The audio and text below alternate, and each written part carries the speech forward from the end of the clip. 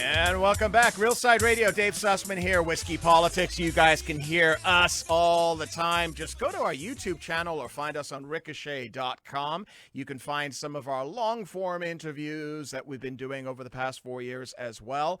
But tonight, I am on the air for 3 hours, and I'm delighted to bring our most recent interview. And by the way, folks, I've got a big one coming up in the next couple of days.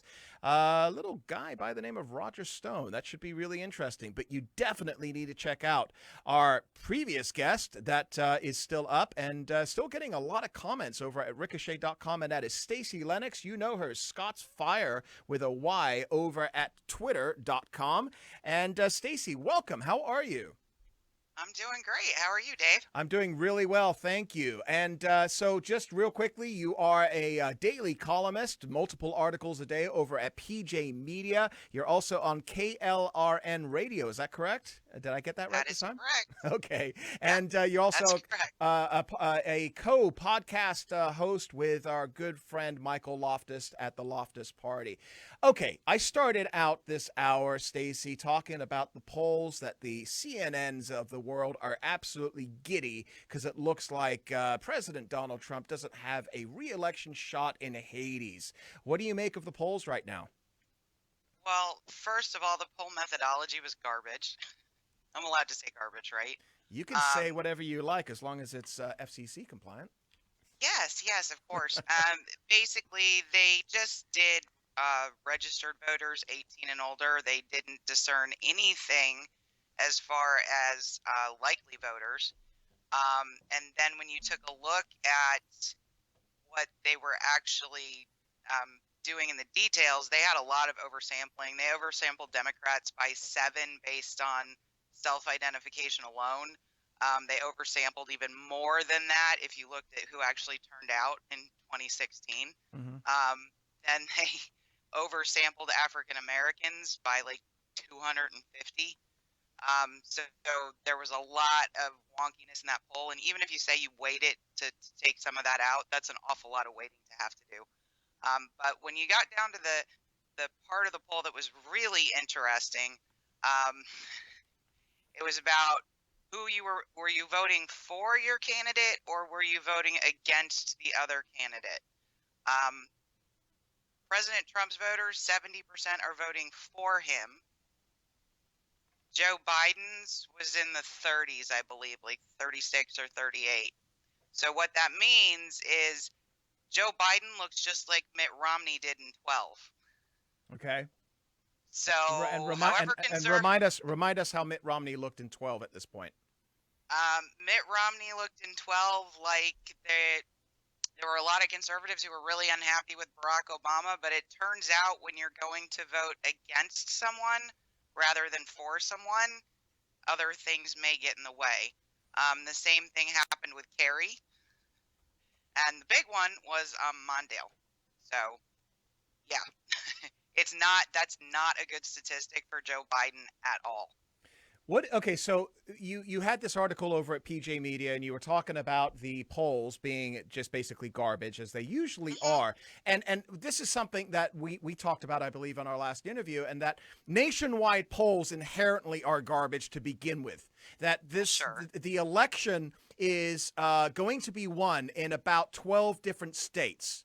Right? Most of the upper Midwest, your North Carolinas, your Floridas, and possibly Nevada, New Mexico, and the like. All right. So what is it about the polling? Is this a point where, and I think, from the standpoint of your article in PJ Media, is this just what they hope to be a self-fulfilling prophecy? Are they trying to weigh this with the narrative about these national polls, do you think?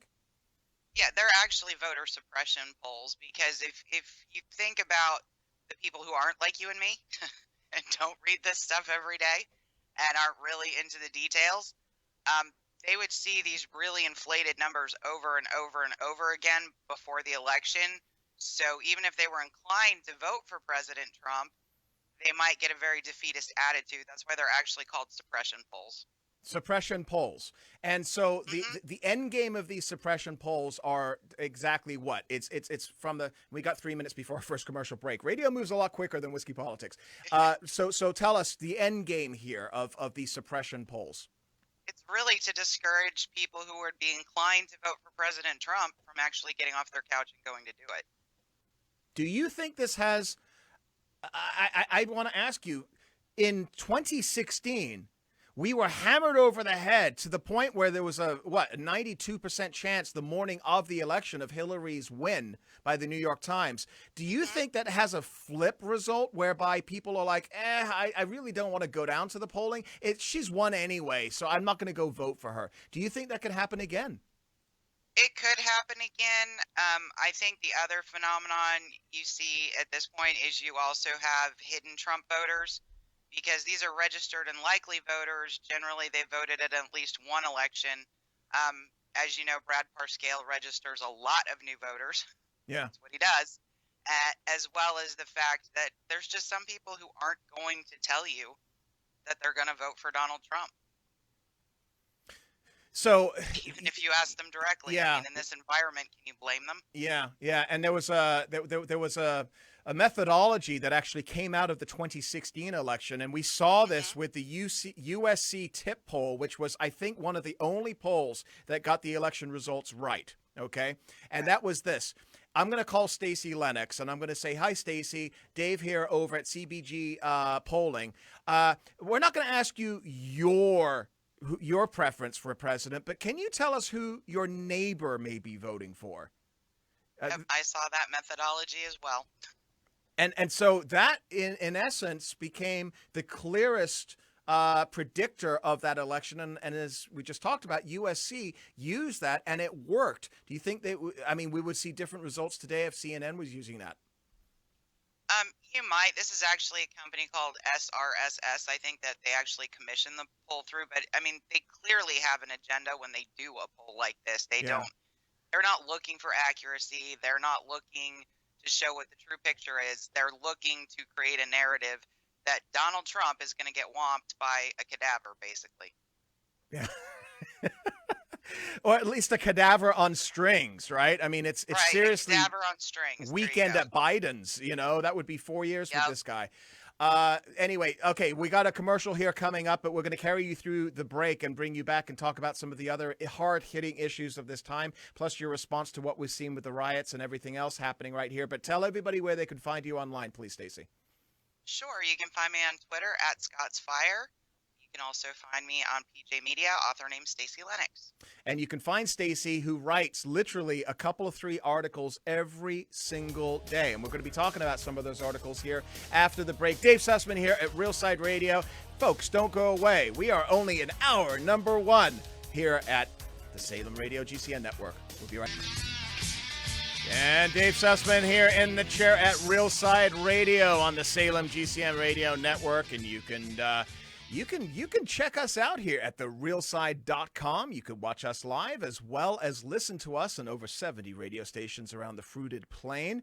Dave Sussman here of Whiskey Politics, and we are talking with the last interview that is still up before tomorrow's with Roger Stone gets recorded, and that is Stacey Lennox. You can find Stacey at Scott's Fire with a Y, Fyre, on Twitter, and she is prolific on PJ Media. And Stacey, we were talking about so many issues in our last interview together, and the beautiful thing about long form interview, we had 80 minutes to kind of pull it all apart and put it back together. But on radio, Right. we've got to get straight into it right now. And what is just absolutely terrifying to me right now is taking a look at what is happening to the city of Seattle, where protesters stormed City Hall. They demanded that the mayor resign after driving police out of the area, declaring what they're referring to as an autonomous zone. What is going on in the Pacific Northwest, Stacey? It's actually called the CHAZ, the Capitol Hill Autonomous Zone. So it's got its own abbreviation. They've only had it for 24 hours, but Wow. it's got its own abbreviation. Basically, the rioters, I won't call them protesters, the anarchists were coming, and police had advance notification. And from the reports I saw, the police actually started to clear out relatively quickly. Like they brought moving vans to take out equipment and everything else. They weren't going to leave that behind. But they basically abandoned the station right there on, Capitol Hill. Um, and these folks took over. They put up barricades. They kept putting out tweets. We need ammo. We need this. And I'm like, really? You didn't think about maybe what you should bring with you before you did this? Like, what? Then I get up this morning and there's tweets out there. We let some homeless people in camp with us and they stole all our food. Please bring us vegan stuff to eat. Like they were specifying, they were hungry, but they were specifying what types of food they would accept. And I'm like, just remembering, it just made me laugh because I was remembering this time when my brother got really mad at my parents when we were little, and he packed a suitcase and was just determined he was going to go stay at a friend's house and said, I'm running away. But, then he got like halfway down the block and had to use the bathroom and just kind of came home. I got to go home. I got to go home to go to the bathroom, but then I'll be back to the Chaz. I gotta go home and raid the fridge, and then I'm coming back. Mom, can you pack me a sandwich for our attack on democracy, please? Yeah, right. Then now they've got a warlord. A warlord, like Somalia. A warlord. All right. Well, that's what they're calling him, and apparently some people are on social media. I haven't confirmed this. The warlord is a really bad communist because he owns like several Airbnb properties. Oh no! Sorry. He's a capitalist communist? He's a capitalist communist, yes. And apparently he became the warlord because he interfered with somebody doing some vandalism and made them stop the videos out online. What is it they want? Yes. What is it they want here? Are they? I mean, seriously, a serious question put to these ridiculous idiots. What is it that they think that they could organize and implement that will make the city better? I mean, what are we talking about here? What are they trying to get done? Well, this is their autonomous zone. They are actually, I forget the word they use, but they're actually saying they are autonomous from the city of Seattle. So they are no longer part of Seattle. They are the Chaz. Uh-huh. And they are going to operate police-free, except they have a warlord. Okay. And, I mean, they're just delusional. So many people seem to be delusional, and this is something I'm going to be talking about a little bit later on in our show here, folks. But it seems like we're suffering some form of mass psychosis right now. And Stacey, you're pointing. I think it's the lockdown. It's probably the lockdown. I would suggest that. It is. But at the same time, you just pointed to some polling right now, which is absolutely terrifying regarding people's support for BLM. Tell us about this. Well, again, I think you get a lot of people that see what's going on the news and you hear the rhetoric of these are peaceful protesters that are protesting police brutality. Well, who's going to be against that? Right. I mean, we saw the video of George Floyd. I think there was 99.99% of people agreed that should never have happened and that the officer needed to be held accountable. Right. And they're confusing a statement, lowercase, Black Lives Matter, of course. Again, 99.99% of people would say, of course. Not the organization Black Lives Matter, which burned Ferguson and used to have mantras as they marched down the street, like, what do we want? Dead it cops, killed when 5 do we want police it now? officers in Dallas. Remember that? Oh, we've forgotten about that. Yep. So I'm not convinced that BLM, the structured organization that puts up the website, was not involved in some of the chaos that we saw. I do believe there were people down there that aren't necessarily part of Black Lives Matter, that don't really understand what's going on.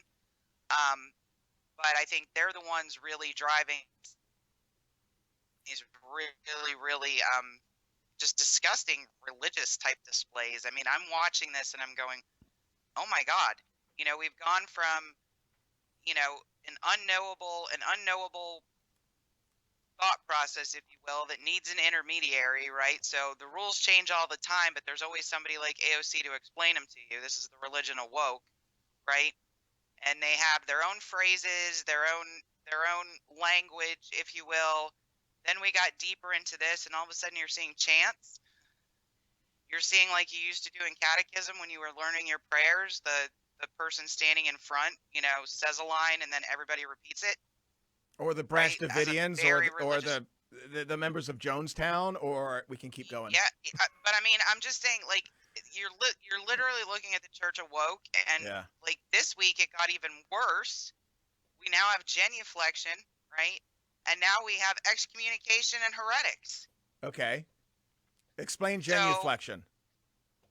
well, all these people kneeling in front of, a group of black people and confessing what Barack Obama actually referred to in his nationwide speech as our original sin. Our original sin is slavery, and we can never overcome it. It's literally in our DNA. Yeah. The same way the Garden of Eden is viewed by most, religious people. Oh, They're Lord. they're literally replacing original sin with racism. Okay. Then you look at what happened to Drew Brees. They have atonement without forgiveness, right? Then they have excommunication. We saw that in the New York Times this weekend, where somebody was encouraging people, the author was encouraging their people on the op-ed page not to talk to your parents or go visit them until they either went to a protest or donated money. You're supposed to not have anything to do with your family unless they get right. This is truly scary. Then this is now incredible. we see heretics. Have you looked at the number of people who have been fired for completely innocuous things, like, I don't know, publishing a letter from an editorial from a sitting senator? Yeah.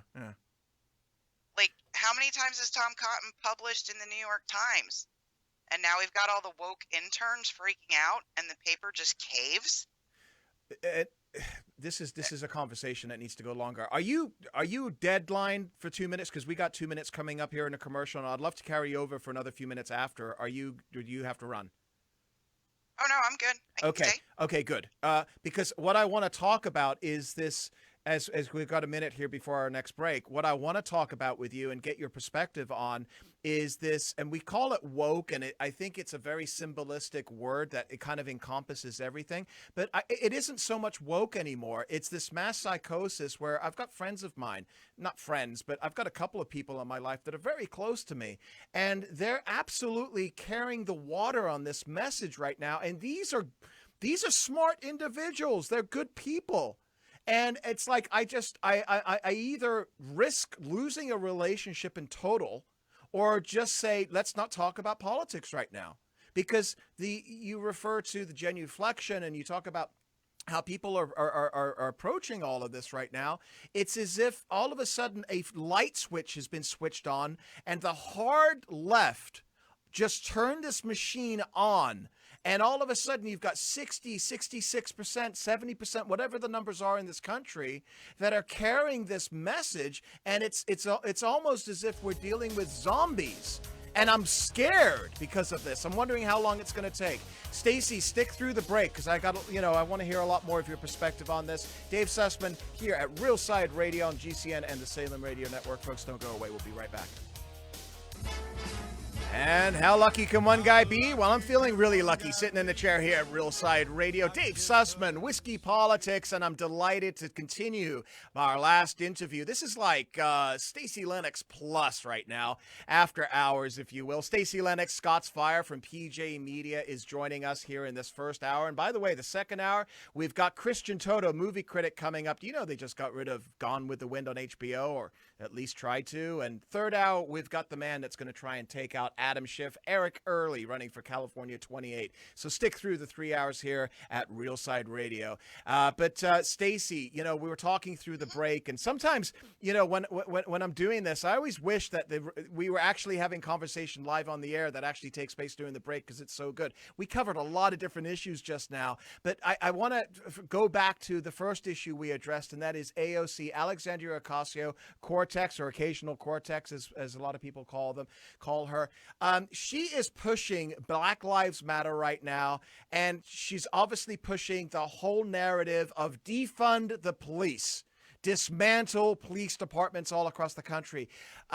You're suggesting, and this is something that you said off air, that you could see that the George Snuffleupaguses of the world seem to be a little uncomfortable with this as well. Is that because it's politically a dog, do you think? It's 65% of Americans are like, no, we want more police. Can you blame them after the last 2 weeks? Right.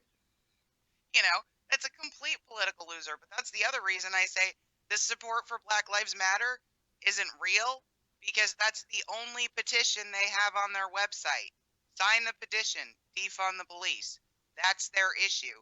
If you don't support that issue and the complete destruction of the nuclear family, because that's a goal of theirs, it's on their website, you don't support Black Lives Matter. So I would assume most of our listeners and viewers don't go to BLM on a daily basis. You're saying that if you go to blm.org, whatever it is, and I'm not going to advertise for them, that the first thing that you are hit over the head with is defund our police departments? That's right at the top. Sign our petition. And at the same time, when we're taking a look at what has just taken place in the last couple of weeks regarding basically a breakdown in our culture and our society, people absolutely beaten up and killed, and the damage toll is still coming in here, but we're probably talking billions of dollars worth of damage across the country. Oh, and it's not done. Is this something that, I mean, Joe Biden came out and says he does not support defunding the police before he flipped and says, but I do support doing this and that and blah blah blah to defund the police. He's gonna give them more funding. So I loved his op-ed today. He's so adorable, and he's so just not with it. He said he's going to give him more funding for community policing, which 81% of law enforcement agencies do. You wouldn't expect him to do it at the state law enforcement or other specialized agency levels, so that's pretty much already being done. 91% of large agencies have body cameras, which was the other thing he was talking about supporting, and actually they don't change police behavior at all, according to the New York Times, a study they commissioned, which I find hysterical. And there was one other thing he was going to do that they already do. Oh, diversity in hiring, which is going to be hard because police candidates have gone down 63% since 2014. So they're having trouble filling the positions they already have, and that's only going to go. 2014 is when Black Lives Matter really hit the national's attention and the consciousness. I think that's when we had the 5 police officers killed in Dallas, right? And it was before that we had the 2 assassinated in New York sitting in their car. Yeah. And so, I mean, by all intents and purposes, we can refer to BLM, at least up until this point, as a terrorist organization because their entire motive is to essentially take out the police. This now we're seeing becoming an accepted parlance across the United States. It's because, going back to our previous segment here tonight, and that is because you're saying people really don't know what is behind BLM, Black Lives Matter. No, they refer to each other as comrades. They are a Marxist organization. They talk about on their web page having how do they put it? Basically no concept of gender or sex and not assuming what anybody is, and totally open spaces, living in communal spaces to raise children, it's basically separate but equal. Yeah. So they want their own political structures, they want their own communities, it would be like another city within a city, like they're trying to do in Seattle. I mean, it is absolutely Marxist. Like I said, they want to deconstruct the nuclear family. How is it that you think that we've got, listen, I get Black Lives Matter. I get the supporters of Black Lives Matter that in urban areas around the country because they've been living under Democrat policies for 40, 50, 60, 70 years, and nothing has ever improved. But how is it that we're seeing white suburbanites supporting this? Shouldn't they? Because they didn't ever go to the website. Many of them don't even carry their own guns because they don't believe in that either. Is it because they think, well, I can support myself, I can get my own private security? I mean, don't they see the hypocrisy in that? I think they're buying the narrative Black Lives Matter equals we're addressing police brutality.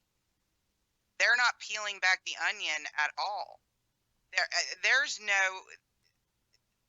most black people I know and black friends that I've ever had wouldn't support this agenda. It's like way to the left on LGBTQ initiatives and transgender and everything else. And the black community is historically slow on accepting gay marriage.